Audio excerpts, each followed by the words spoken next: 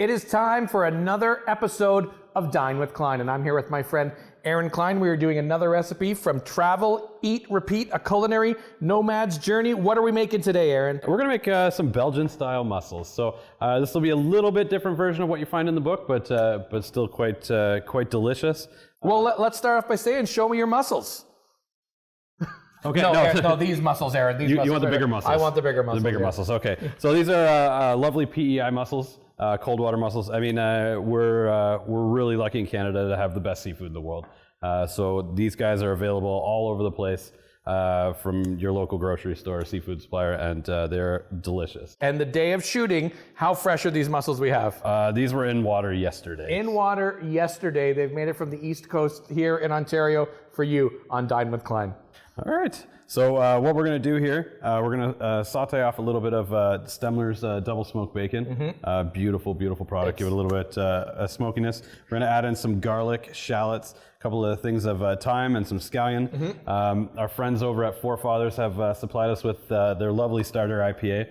A little bit of citrusy notes in there go really well with the cream and the mussels.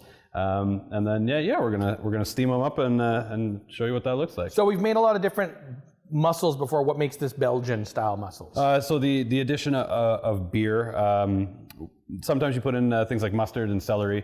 For you, we're going to omit the mustard. No mustard. No mustard. So. But yeah, we've seen things, a lot of times you see mussels steamed in a broth or they're steamed in a wine. But you don't have to see it in beer, so I'm excited to see how this goes. Yeah, for sure. All right, let's move to the stove. Let's move to the stove. All right, here we are at the stove. Let's go with the mussels. All right, we're going to start with just a little bit of oil just so our bacon doesn't stick. Again, when you get double smoked bacon, especially from the lovely fellows over at Stemler's, it's a little bit leaner, but it's a beautiful, beautiful product. So don't be shy. Yeah. Don't be shy with bacon. Would I be shy like bacon? Get a shot of this. Feel like bacon love. I've got bacon all over my apron.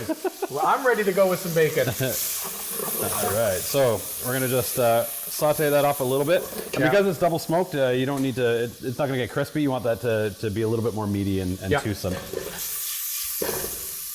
Right. So yeah, I had the opportunity to eat mussels in a couple of different spots in Belgium, and moule frites, so you eat them with fries, and then a nice Belgian beer, and whew. And you would dip the fries, I imagine, right in the broth, right with in the sauce that's with it. The liquor. That'd be so the great. liquor at the end. That's what they call the stuff left over. Isn't that just the core of all great food? Finding whatever sauce you have and dipping some sort of dough or starch in it? Really? Absolutely. In every culture? Every culture.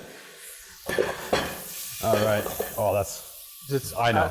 We have to do this segment where it's a scratch and sniff. You can it'll puff right out into your screen. Robert's working on it. We're working on it for next season. Smell-o-vision coming soon. All right, and then we're gonna just add our shallots here. Yeah. And our garlic. And again, don't be afraid to leave that a little bit bigger. It's all adds to the flavor. I actually started doing a thing where we'd eat mussels as the appetizer, and you'd steam them out, and then you put a little bit of that sauce, but then the sauce that's left over, it actually cooks some pasta, and then cook it down in that sauce, and then you get a seafood pasta with your... This is why Aaron and I get along. As he's explaining that to me, I'm like, this story better end with pasta going into that broth so it doesn't get wasted. All right, and we're just going to take a little bit of this thyme here, and we're just going to pick the tops off. Okay. Just so we get a little bit of fresh thyme, not dried? Nope. And this smell right here, I mean, my wife is going to grin... probably hide her face when I say this. If I could make this into a cologne, bacon, onion, thyme, I would. Yeah. I smell like it anyway most of the time, but that's... I would too, but our wives would not agree with that. Oh, I couldn't agree more right now. All right, so we're right about that time. We're gonna add in our mussels. Okay. We're just gonna add a couple of handfuls of these guys. They're going in raw. They're going in live. They've been So they've been cleaned down. You scrub them and debearded. Yep. So that's the little bit that hangs out the edge there. Yeah, that's the fun job. All right. Those guys over there. Okay. Then as soon as these are tossed in. Smells amazing. So we talked about layers of flavor before. Now you're obviously not going to penetrate the shell with that flavor, but you're still kind of building that as you go. Yeah. And we're going to hit this with a little bit of beer. Yeah. If you don't have beer or you want a gluten-free version, you can always go with some white wine. Okay. And this is all on a high heat, Aaron? All very high heat. Super high heat? Yep. There you go. High heat, he says as he turns it up. High heat. Okay. So we're just going to add about Add about 2/3 of a can here, so your guest can enjoy some. And we're just going to let that cook down a little bit, and then we're just going to finish with just a little bit of cream and some salt. All right. That's amazing. A little bit of salt, and then some green onions there. And do you adjust the salt at all? Because this is straight out of the salt water or anything like that? Or Yeah, do you still salt freely? I wouldn't put I wouldn't put as much in certainly as you would with something else, but you always want to gauge your seasoning, and some people like more or less salt. You know, you offer a salt and pepper shaker on the table maybe, but and then we're actually just going to cover it up. We're going to let those steam. These are going to take 2-3 minutes tops, and then we're good to go. Perfect.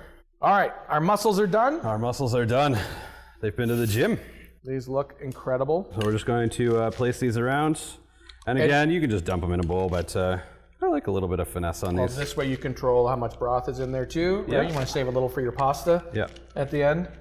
And then you know they're done when they're nice and open like that. They've right? opened, they're still plump, they're not shriveled down, they've pulled away from the shell a little bit. And if one doesn't open, c'est morte. discard. Discard, yes. You don't want a dead mussel in there. Nope.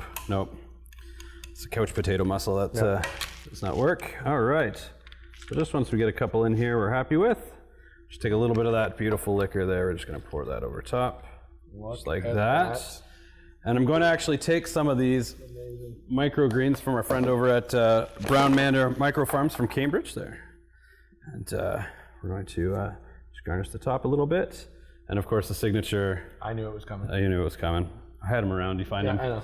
So there you are. After we shoot, I go home, I'm finding purple flowers everywhere.